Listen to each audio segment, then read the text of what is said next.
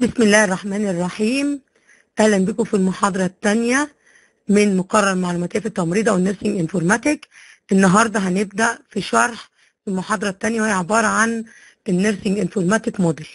هي النماذج اللي تشرح لنا معنى كلمة نيرسينج انفورماتيك. لو نفتكر احنا المرة اللي فاتت لما خدنا ان there are three signs of the nursing informatic. في عندنا nursing science، في عندنا informational مانجمنت، في عندنا الانفورميشنال تكنولوجي او الاي تي ساينس. الثري ساينس بيكونوا لي الانفورماتكس، فعشان بنقول نيرسينج انفورماتيك فلازم بيخش فيها النيرسينج ساينس. طب احنا عندنا هنا في موديل لعالم تايرلي سنة 1996 قال ان في نيرسينج انفورماتيك موديل، والنيرسينج انفورماتيك موديل رسم هذا الموديل عبارة عن دايرة كبيرة بتحتوي من الداخل على 3 دوائر. الدايرة الكبيرة اللي هي النيرسينج ساينس، ال3 دوائر الداخل هذه الدايرة قال لك ان لازم الواحد يبقى عنده كمبيوتر ساينس، ويبقى كوجنيتيف ساينس اللي هو يعني المعلومات اللي خاصة بالنيرسينج ساينس، وعندي كمان الكمبيوتر ساينس يعني المعلومات الخاصة او المهارات الخاصة بالكمبيوتر، ولازم يبقى عنده انفورميشن ساينس. ال3 دوائر دول لما بيتلاقوا مع بعض بيكونوا لي النيرسينج انفورماتكس. يبقى الموديل الاول بيشرح ان النيرسينج ساينس مع تكوين ال3 ساينس 3 ساينس اوف انفورماتكس، لان هو في نيرسينج ساينس يبقى النيرسينج ساينس دون موجود في الدايره الكبيره اللي بتحتوي على 3 سيركل. ال3 سيركل نمبر 1 بتقول ان الكمبيوتر ساينس بيتقابل مع كوجنيتيف ساينس بيتقابل مع الانفورميشن ساينس، الثلاثه مع بعض في الملتقى المنتصف يبقى هو ده النيرسينج انفورماتكس. ده النموذج الاول. النموذج الثاني خد النيرسينج انفورماتيك موديل من منظور اخر وقال لك احنا موجودين مجال التمريض علشان العنايه التمريضيه الهيلث اوف كير سيستم، فبالتالي نظام الرعايه الصحيه بالنسبه للمرضى اللي هو الهيلث كير سيستم المفروض ان هو يدخل مع النيرسينج نفسها مع الكمبيوتر نفسه مع الانفورميشن عشان يكون لي نيرسينج انفورماتيك موديل. فالنيرسينج انفورماتيك موديل هنا عندنا في النيرسينج بنلاقي تحتيها سهمين بياخد ويدي من الشيء. نفس الكلام في الديزاين اللي احنا شايفينه قدامنا ان في عندنا اسهم في كل بارت. النيرسينج موديل انفورماتيك موديل بيتكون هنا من 3 بارت. اللي هو ليفت سايد بيقول لي ان في هيلث كير سيستم المفروض ان انا اوير بيه عارف ان مكوناته ايه.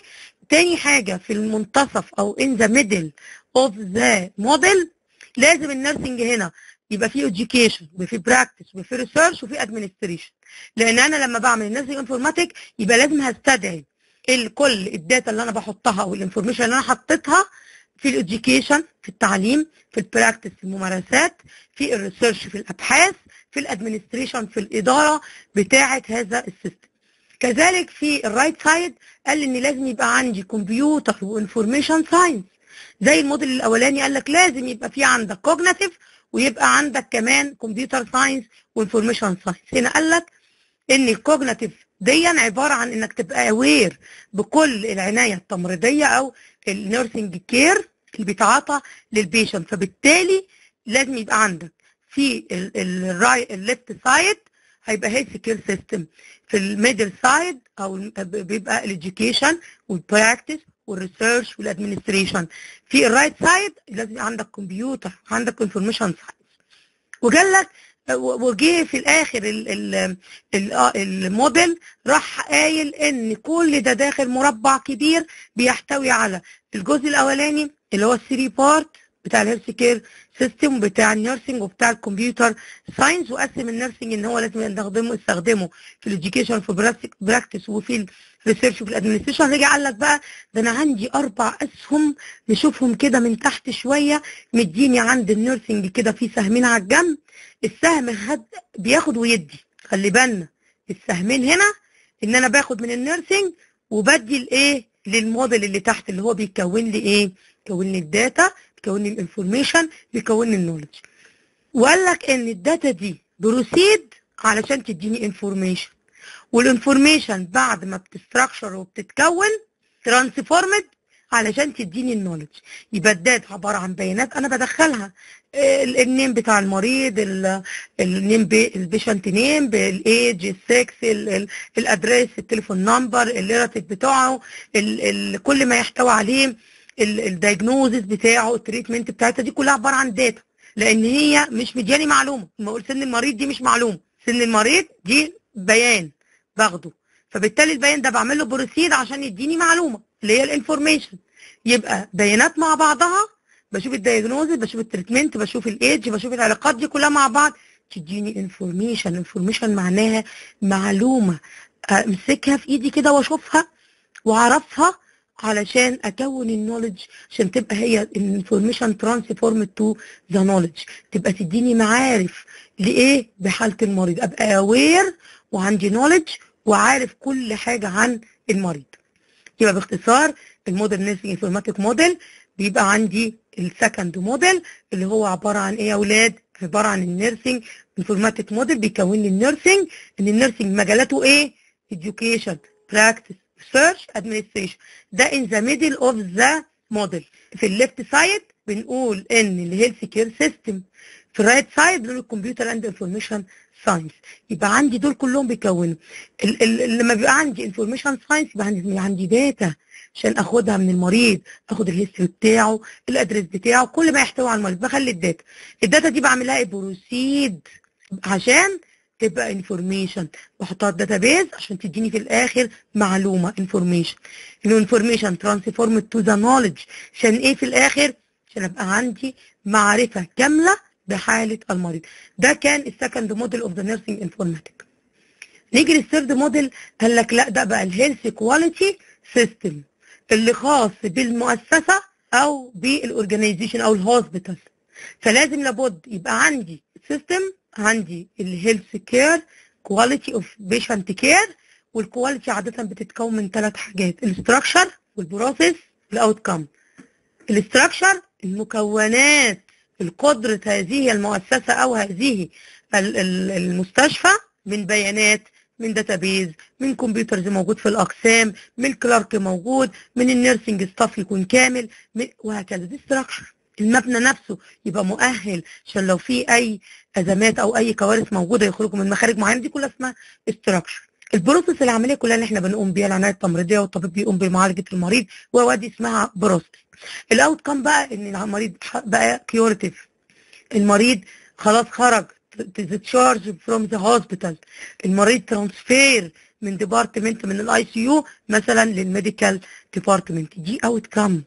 تمام. فقال لك الكواليتي اما تبقى في الموديل مع النيرسينج انفورماتيك يبقى عندي ستراكشر وعندي بروسيس وعندي اوت كام اللي هم لونهم تامبا، دول بيكونوا لي ايه؟ الكواليتي سيستم. لكن عندي النيرسينج انفورماتيك داتا انفورميشن نولج، اللي احنا كنا بنتكلم على الداتا انها بروسيد الانفورميشن، الانفورميشن ترانسفورم تو ذا نولج. تمام. يبقى هنا في علاقه بين الكواليتي سيستم والنيرسينج انفورماتيك علشان المانجمنت بروسيدنج يبقى كامل. يبقى ده الثيرد ايه؟ موديل. احنا بنتكلم عن الداتا والانفورميشن والنولج. لو بصينا في الشريحه دي هنلاقي ان الداتا هي القاعده العاليه او الطب في الايه؟ المثلث اللي قدامنا، اللي في منتصف اللي هي الانفورميشن، البيزك بتاعي او الاساس بتاعي اللي انا عايز احصل عليه اللي هي النولج. يبقى الداتا بتودي للانفورميشن بتكون لي نولج. طب يعني كلمه داتا يعني ايه؟ معنى تعريف كلمه داتا اللي هي الفاكتوال انفورميشن، فاكتس حقائق، statics used as a basis for reasoning, discussion or calculation. حاجه كده ابدا ان انا اعملها statistic ادخلها في الداتابيز بتاعتي. ده كلمه ايه؟ كلمه الداتا. طب الانفورميشن مش المعلومه دي the communication of the knowledge or intelligence. information تعتبر الكوميونيكيشن of the knowledge or intelligence. يبقى something as a message، انا بدي message، experimental data او picture او change في الستراكشر او البلان او الثيوري، كل ده المفروض ان هي representative للفيزيكال or mental ايه؟ experience or another construct. خلاص بقى عندنا حقائق وبقى عندنا information، بقى عندنا data، نبدأ نكون فيه النولج اللي هي المعارف، وهي عبارة عن ايه؟ fact. عندي المعارف عبارة عن الفاكت or condition of having information or of being learned. تبقى عندي النولج عبارة عن sum of what is known, the body of trust, information and principle acquired by mankind. خلاص؟ يبقى دي المعلومة اللي أنا بحثت عليها. باختصار احنا عندنا 3 موديل. الموديل الأولاني بيقول لي هو عبارة عن النيرسينج ساينس ومكوناته والكمبيوتر ساينس. ده راب اب كده سريع للموديلز. في عندي الكمبيوتر ساينس، كوجنيتيف ساينس، انفورميشن ساينس.